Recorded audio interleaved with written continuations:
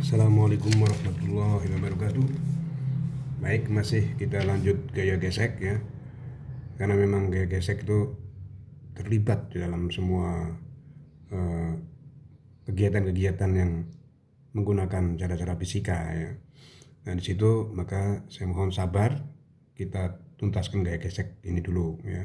Kalau gaya gesek itu sudah betul-betul mantap, kita akan enak mengerjakan soal-soal dengan topik-topik yang berbeda ya, karena mekanika itu tidak terlepas daripada gaya gesek.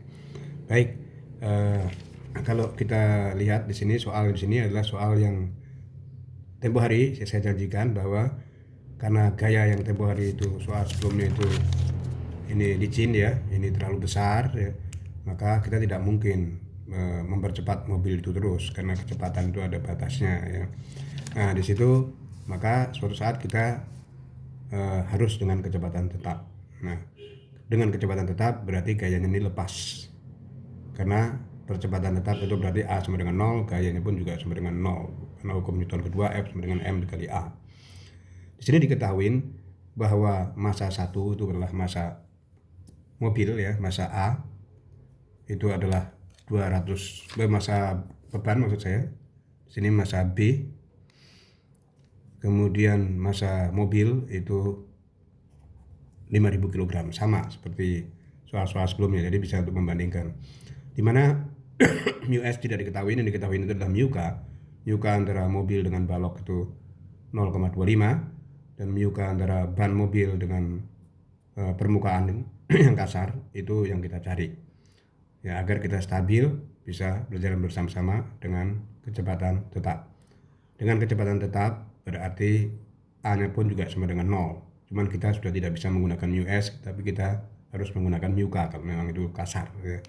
Nah, di sini akan kita kerjakan soal ini dengan dua cara ya. Karena keterbatasan waktu, cara pertama itu saya tulis dengan beserta gayanya ya.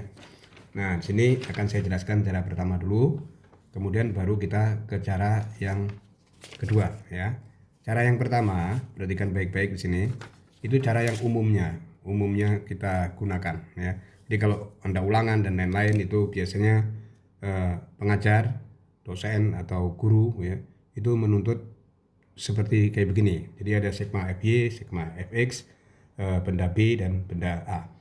Untuk yang ada di sini ini tidak bisa kita satukan karena dia bergerak ya. Yang diketahui koefisien gesekan kinetik. Kita tahu koefisien gesekan kinetik itu bukan statis, bukan maksimum ya. Nah, di sini maka otomatis kita nggak bisa menggunakan cara yang kita tumpuk ya. Kita pisah, itu pun lebih bagus ya, akan lebih teliti sebetulnya. Cuman sedikit lebih panjang untuk cara ini ya. Kalau kita lihat di sini ya, pertama kali balok kita pisah, yaitu balok B dan balok A. Nggak ada masalah. Balok B itu dia arahnya ke bawah dari mobil, otomatis balok itu tanjakan di situ. Sebelum ada tali atau tali itu kendor, dia pasti ke bawah ya kan.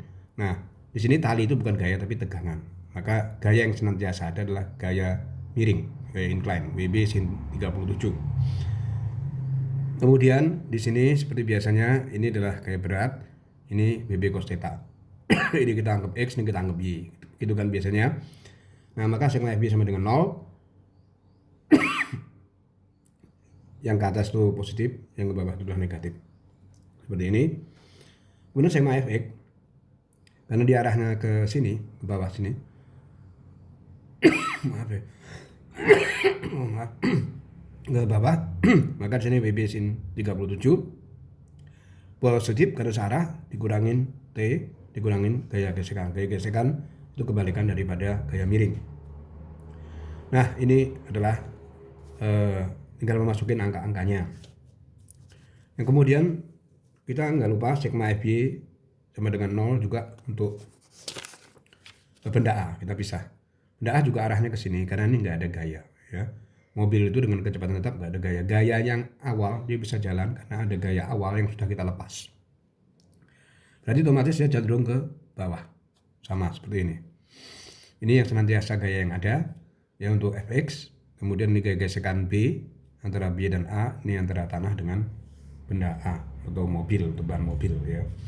Nah, ini tinggal memasukkan harganya. Na itu positif karena Na itu ke atas, itu adalah sigma FY. Kemudian NB kita pakai 2 kali. Ini banyak mengundang pertanyaan. NB ke bawah ya. Jelas karena dia ada gaya gesekan dari sini dari B ke A itu ke bawah. Yang tadi dari B ke udara ya, dari A ke B. Nah, di sini ini minus karena ini ke bawah. Kemudian ini positif karena ini ke atas. BA cos 37 itu jelas, jangan lupa bahwa ini adalah ke bawah. Tinggal masukin harga-harganya, kemudian sigma fx kita masukin. Sigma fx ya kita lihat yang searah dengan merah itu positif, yaitu BAC 37. Ini berlainan negatif, min VB, min VA. Karena A nya sama dengan 0, berarti dia BAC 37 min VA min VB sama dengan 0. Nah, kita tinggal memasukkan harga-harganya NA dan NB. Di sini ini untuk pengembangan bagus ya, tapi juga ada kekurangannya. Kekurangan pertama yaitu kadang kita agak sulit menjawab, jujur aja, untuk orang yang enggan untuk belajar vektor atau ilmu ukur ruang ya di sini. Jadi kita nggak bisa jelasin 2 kali di sini. Nah, kita harus memberikan nalar gitu ya. Di sini misalnya kenapa kok ini BB kok harus segitiga? Kenapa BB kok dia sisi yang terpanjang dari segitiga siku-siku? Ya. Kemudian di sini kenapa kok BB cos theta lebih kecil? Misalnya di situ ya. Kenapa NB itu sama dengan BB cos theta? Nah, itu kita harus menjelaskan berkali-kali dan kita kadang-kadang kita lompatin. Nah, itu yang pertama, yaitu yang sangat mendasar. Untuk yang kedua, itu juga harus kita jawab ya. Kenapa di NB ada NB aja, nggak ada NA? Di NA ada NA dan ada NB. NA-nya ke atas, NB-nya ke bawah. Bagaimana ini? Nah, untuk itu maka saran saya ya, bila tidak ada gaya tambahan, jadi tidak ada gaya tambahan pada soal, misalnya di sini nggak ada gaya tambahan itu ada misalnya gaya miring atau gaya apa gitu. Mau balok berapa, bila baloknya banyak, maka jangan pakai sigma FI. Ya. Dan yang pertama, yang kedua keunggulannya kita akan dapat nalarnya untuk menjelaskan untuk orang yang ingin tahu fisika lebih dalam. Ya, kita jelaskan dulu. Pertama kali kita tetap pakai sigma fx ya. Jelas kita pakai sigma fx ya. Sini kita pakai ya. Kita bisa langsung kita masukin FB tanpa sigma FB. Yang kedua, ini kita tiadain. Ini akan membingungkan ya. Maka kita tiadain. Cukup kita pakai ini dan ini sigma fx benda A dan fx benda B. Nah, sekarang pertanyaan yang tadi itu ada hubungannya dengan pertanyaan siswa yang saya jelaskan tadi. Apa sih maksudnya gaya normal? Gaya normal bertumpuk dan miring. Nah, maka saya sarankan kita menggunakan nalar kayak begini. Misalkan kita jalan-jalan di mall ya, kita cari eskalator yang diam, yang tak bertangga ya misalnya. Misalnya kemiringan di sini 37 terhadap subuh X. Nah, sebelumnya misalkan itu kita berdiri di bidang horizontal ya. Kemudian ini kita bayangin ini lebih landai ya, 53 misalnya. Harga-harga yang mudah ya. Kemudian ini vertikal. Nah, gaya normal itu bisa kita asosiasikan dengan apa yang terbaca pada timbangan. Ya, weight scale. Jadi, kalau misalnya di sini ada timbangan, ini merah di sini.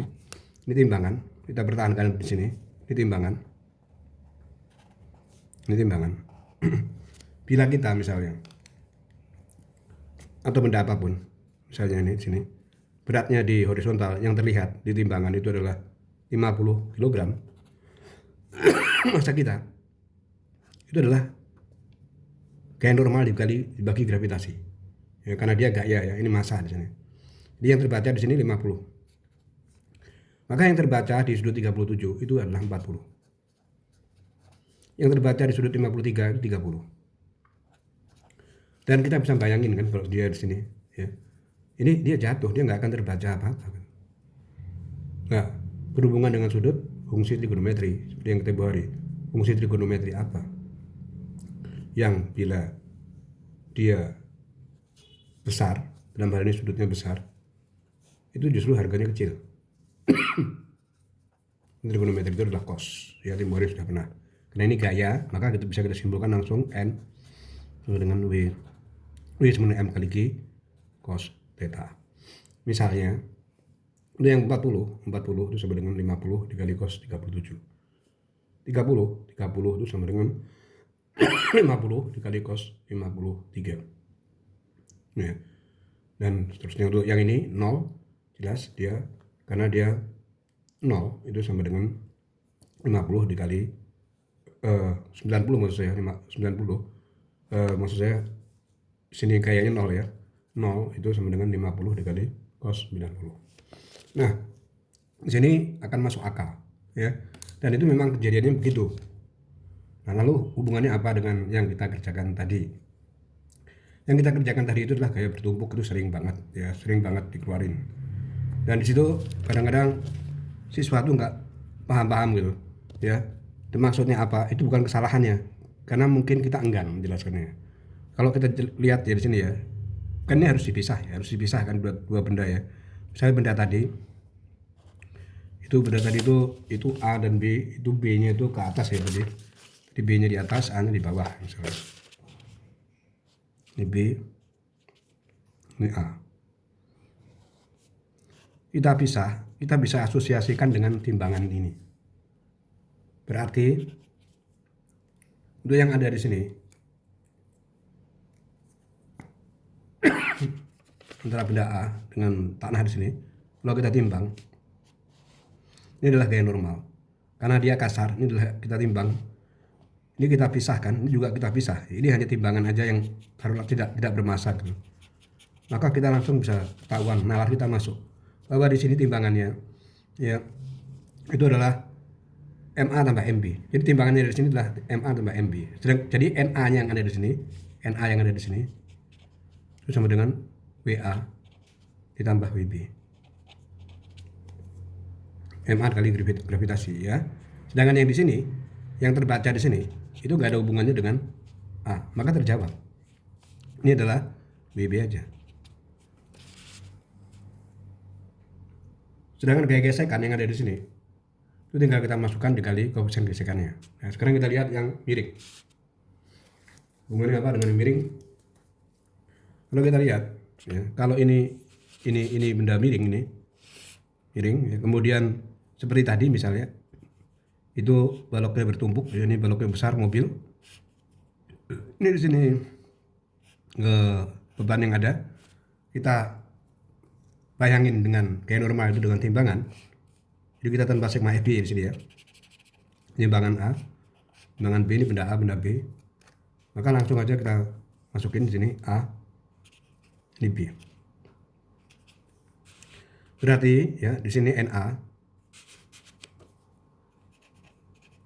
itu sama dengan yang terbaca dari timbangan ya. Karena dia miring, berarti kan cos theta ya. Tapi karena dia B dan A, maka perhatikan baik-baik di sini WA ditambah WB cos theta. Sedangkan di sini NB itu WB cos theta.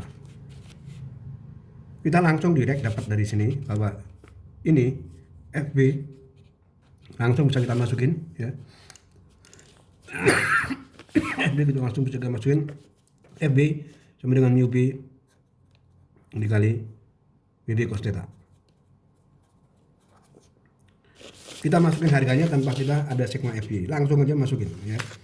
Kemudian FA mu A itu sama dengan WA tambah WB cos theta. Nah, ini akan selesai tanpa kita menggunakan ini yang ada di sini, sigma FB sama dengan 0. Itu kita akan langsung bisa. Ya, jadi ini tinggal kita masukin harganya. Sebagai contoh, saya perlihatkan ya pengerjaan yang lain yang ada di sini. Ya, ini adalah yang ini adalah pengganti dari sigma FB yang ada di sini. Jadi kita kalau ini kita tiadakan, ini nggak kita lihat, ya ini nggak kita lihat nih, itu nggak jadi masalah. Jadi kita langsung, ya ini skema F-nya nggak ada. Dari sini langsung kita masuk ke sini. Dengan arah garis gaya, ini kita ganti. FA sudah ada, seperti tadi kita itu. Ya. FB pun juga sudah ada. Ya. Jadi kita masukin harga-harga yang ada di sini. Bagusnya juga kalau kita dengan cara ini. Misalnya ada 3 tempat, 4 tempat. 4 bertumpuk ya, atau 5. Apakah iya kita akan menggunakan cara kayak begini? Ya, pasti akan complicated. Ya, jadi ini bagusnya kalau pengembangan ada gaya yang miring yang berhubungan dengan sumbu Y. Maka kita gunakan ini harus ya. Tapi kalau nggak ada seperti biasa gitu, hanya karena faktor gravitasi, mau dia bertumpuk berapa, jangan kita gunakan sigma FY. Itu yang kedua. Yang pertama akan membuat orang itu puas bahwa ternyata gaya normal itu ada hubungannya. Lalu hubungannya apa dengan berat? Perhatikan baik-baik. Kalau kita menimbang di kemiringan, badan kita di sini otomatis ini kaki misalnya itu melengkung ya tepat pada pusat massa ke bawah. Nah ini NA, ini N-nya di sini, ini N-nya di sini tegak lurus. Nah kalau kita lihat di sini ini masuk akal. Nah di sini kenapa segitiga itu dibuat? Terjawab bahwa ini adalah W cos theta, ini adalah W cos theta. Nah ini pun juga kayak begitu. Baru kita pasti kita kalau miring kita secara refleks ya pusat massa ada di sini. Ini adalah N-nya. Nah, jadi masing-masing ada kelebihan ya. Mungkin di situ bisa bermanfaat ya. Oke. Saya rasa cukup ya. Wassalamualaikum warahmatullahi wabarakatuh.